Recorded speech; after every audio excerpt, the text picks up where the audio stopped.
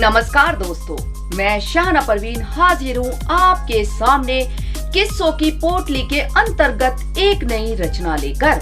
सुनते हैं आज की रचना।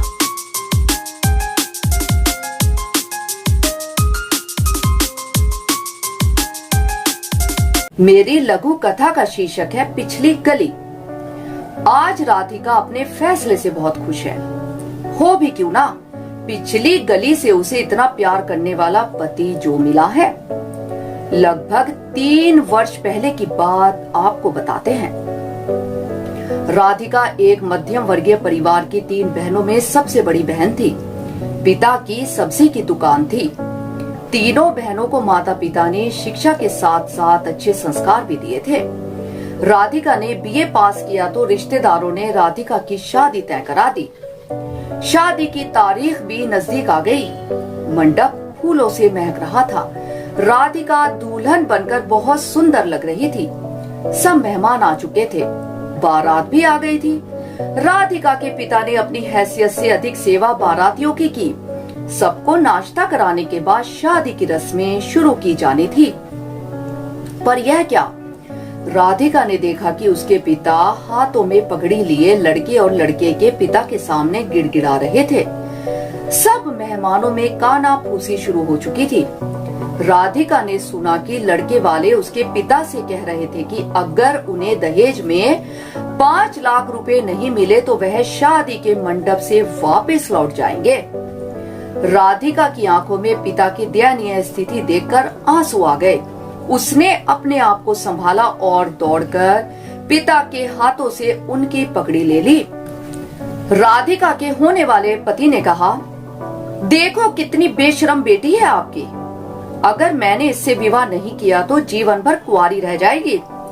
राधिका ने साहस जुटाकर पगड़ी अपने पिता के सिर पर रखी और लड़के से बोली, आप क्या मुझे ठुकराओगे? मैं खुद आपके यहाँ शादी करने से इनकार करती हूँ।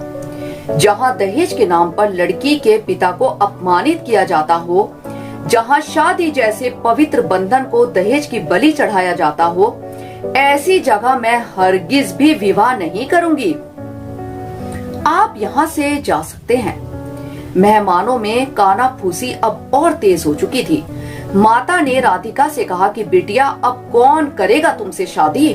सारा माहौल गंभीर हो चुका था। बारात वापस जा चुकी थी।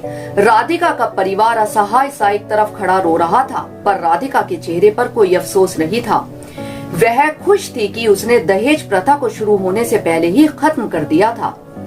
राधिका वहां से वापस अंदर जाने के लिए जैसे ही मुड़ी, मेहमानों के बीच में से एक लड़के ने निकलकर उसे आवाज दी, राधिका, मैं तुम्हारे घर की पिछली गली में रहता हूँ और मेरा अपना व्यवसाय है। क्या मुझसे शादी करोगी? उसकी यह बात सुनकर गंभीर हुआ माहौल बदल गया और माता पिता ने राधिका की मंजूरी लेकर पिछली गली में रहने वाले राजेश से उसका विवाह कर दिया। बिना दहेज विवाह संपन्न हुआ। आज शादी को 3 वर्ष हो चुके हैं और राजेश राधिका बहुत खुश हैं। उनके एक प्यारा सा बेटा भी है। आज राधिका को अपने किए फैसले पर गर्व है, जो पिछली गली के राजेश के कारण संभव हो पाया। धन्यवाद। आशा करते हैं आपको किस्सों की पोटली से यह रचना पसंद आई होगी। दोस्तों, यदि आपका हमारे कार्यक्रम से संबंधित कोई भी सवाल या फिर सुझाव है, या आप हमारे इस कार्यक्रम में और भी कुछ देखना और सुनना चाहते हैं, तो कृपया हमें कमेंट करके जरूर बताएं। आपके सुझावों का हमें इंतजार रहेगा। धन्यवाद।